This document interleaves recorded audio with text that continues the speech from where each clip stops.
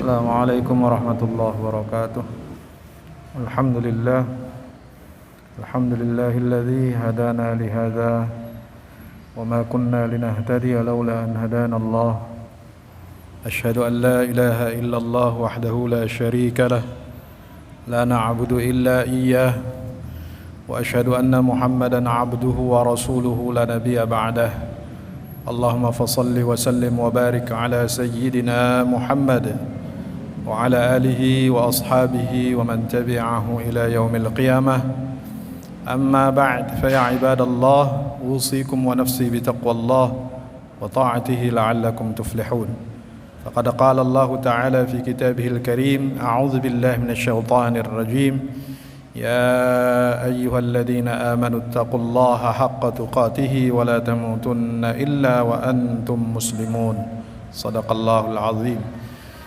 Hai orang-orang yang beriman, bertakwalah kamu kepada Allah dengan sebenar-benar takwa, dan janganlah kalian mati kecuali dalam keadaan tunduk, patuh, taat dan setia dengan ajaran yang dibawa oleh Nabi Muhammad sallallahu alaihi wasallam. Itulah maknanya kamu menjadi muslim yang sejati. Ma'asyiral muslimin, sidang jamaah Jumat yang dimuliakan, dirahmati dan dikasih sayangi Allah. Bersyukur kita kepada Allah dengan mengucapkan alhamdulillah. Bersolawat kita kepada Nabi kita Muhammad sallallahu alaihi wasallam. Allahumma salli wa sallim wa barik ala sayyidina Muhammad. Selaku khatib, saya berwasiat kepada diri saya dan kepada kita semuanya, marilah kita meningkatkan keimanan dan ketakwaan kita.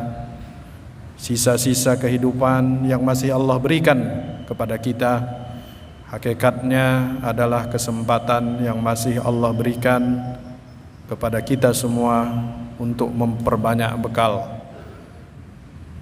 Karena seperti syair yang mengatakan, dunia bukan tempat tinggal, tapi tempat kita meninggal. Akan datang masanya di mana kita akan meninggalkan dunia ini. Karena itu kita sering mendengar kalau ada teman kita, saudara kita yang meninggal, akan disebut telah meninggal dunia. Artinya bukan hanya rumahnya, bukan hanya istrinya, bukan hanya mobilnya, bahkan dunia ini pun dia tinggalkan. Masyiral muslimin, dalam keterbatasan waktu, khutbah singkat ini akan saya gunakan untuk menyampaikan dua hal. Pertama, kita sudah berada pada tanggal 4 Muharram 1443 Hijriah. Marilah momentum tahun baru Hijriah ini kita gunakan untuk melakukan introspeksi, melakukan hisab, mengaudit diri kita. Seperti yang sering kita dengar, ada ungkapan hasibu anfusakum qabla an tuhasabu. Lakukanlah audit terhadap dirimu sebelum akan datang hari pengauditan. Jadi dalam setahun terakhir pasti ada kesalahan yang kita lakukan. Yang itu harus kita mohonkan ampun, kita istighfarkan kepada Allah. Jika itu berkaitan dengan dosa-dosa besar, itu harus kita bertaubat, taubatan nasuha. Yang kedua, setahun lebih kita sudah menghadapi musibah yang cukup besar, yang tidak hanya melanda kita tapi seluruh dunia. Bahkan mungkin sampai tahun depan 1443 Hijriah, bahkan nggak tahu sampai kapan. Kita belum bisa memastikan sampai kapan musibah pandemi ini akan kita hadapi. Bagaimana seorang mukmin melihat musibah? Bagaimana seorang mukmin membaca bencana? Kalau para filosof yang menganut faham eksistensialisme, dia akan mengatakan bahwa musibah, bencana alam itu adalah cara alam untuk menunjukkan eksistensi dia. Sekali-sekali alam itu juga pengen tahu bahwa dia ada. Angin juga pengen tahu kalau angin itu ada dan eksis. Makanya ada angin puting beliung. Api juga pengen tahu kalau api itu eksis. Air, banjir, gempa bumi, itu bagian alam menunjukkan eksistensinya. Sehingga jangan manusia itu merasa sombong, menganggap bahwa dunia ini hanya dia saja yang mengatur, sehingga dia melupakan hubungan baiknya dengan alam. Namun kalau kita melihat ayat-ayat Al-Quran, bagaimana Al-Quran melihat musibah, pasti lebih banyak ayat-ayat yang bicara tentang itu. Di antaranya di dalam surah Ar-Rum, Zaharal fasadu fil barri wal bahri bima kasabat aydin nas liyudhiqahum ba'dal ladzi 'amilu la'allahum yarji'un. Telah nyata kerusakan di daratan dan di lautan itu karena ulah tangan manusia itu sendiri. Karena itu akibatnya pun akan dirasakan sedikit kepada mereka. Liyudhiqahum ba'dal ladzi 'amilu.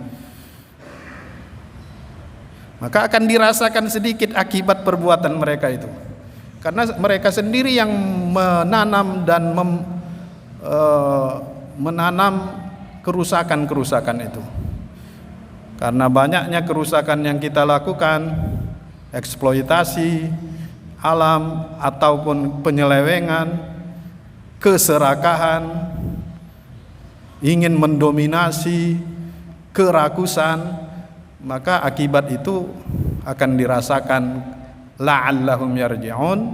Tujuannya agar kita kembali kepada jalan yang benar. Di dalam surah Al-Mulk Allah berfirman, alladzi khalaqal mauta wal hayata liyabluwakum ayyukum ahsanu amala. Allah memang menciptakan kehidupan sebagai salah satu ujian. Ayyukum ahsanu amala, untuk mengetahui mana di antara hambaku itu yang paling baik amalnya dan responnya. Kita sama-sama menghadapi musibah, sama-sama menghadapi pandemi, tapi responnya enggak sama. Ada orang yang merespon musibah ini dengan keputusasaan, stres, kemudian meninggalkan Allah dan seterusnya. Tapi ada juga yang merespon musibah itu dengan cara kembali kepada Allah, duduk bertafakkur, berzikir, dan melihat ini sebagai peluang, cara Allah untuk meningkatkan derajat dia dan peluang untuk berbuat sebanyak-banyaknya kebajikan. Musibahnya sama, tapi responnya bisa berbeda. Karena itu digariskan di dalam Al-Quran, sebenarnya tidak ada sesuatu pun yang menimpa orang beriman itu yang jelek, yang buruk. Karena setiap apapun yang menimpa orang yang beriman itu pasti baik. Ya. Walaupun kelihatannya itu tidak mengenakkan, tapi pasti baik. Musibah untuk orang yang beriman, salah satu tujuannya untuk menghapus dosa-dosa mereka. Allah ingin mereka pulang menghadap kepadanya dalam keadaan yang bersih. Dan terkadang ada dosa-dosa yang tidak bisa dihapus dengan amalan apapun, tapi dia bisa terhapus karena kesabarannya menghadapi musibah. Bahkan dalam riwayat dikatakan, ada nanti orang yang terheran-heran di akhirat mendapatkan surga yang begitu tinggi, sementara amalnya hanya biasa-biasa saja. Begitu dia memprotes atau komplain, ya Tuhan, mungkin ini salah, amalku biasa saja, sholat cuman yang wajib-wajib, puasa yang cuman wajib-wajib, tapi aku dapat surga yang begitu tinggi. Kata Allah, inilah balasan kesabaranmu dulu. Selama hidupmu kau diuji, ditimpakan musibah, ganti berganti, bolak-balik, tapi kau tetap istiqamah. Kau tidak pernah suudzon, kau tetap husnudzon kepada aku, dan inilah balasannya. Jadi sebenarnya dalam perspektif keimanan, apapun yang menimpa orang beriman, gak ada yang jelek. Selama dia benar-benar beriman, selama benar-benar dia istiqamah. Cuman masalahnya itulah menjadi rahasia, hikmah di balik musibah. Dan ternyata memang tidak mungkin kita tahu apa yang menjadi rahasia Allah Subhanahu wa taala. Yang wajib adalah kita husnudzon. Jika seseorang sudah kehilangan sikap husnudzon kepada Allah terhadap apapun yang menimpanya, maka itu adalah awal kebangkrutan iman dia. Mengapa saya katakan demikian? Karena kalaulah Allah yang maha besar, Allah yang maha adil, Allah yang maha bijaksana, Allah yang maha pengasih, Allah yang maha penyayang, Allah yang maha mengetahui, Allah yang maha kuasa dan serba maha lagi, dia sudah enggak percaya. Pertanyaan saya, dia mau percaya sama siapa lagi?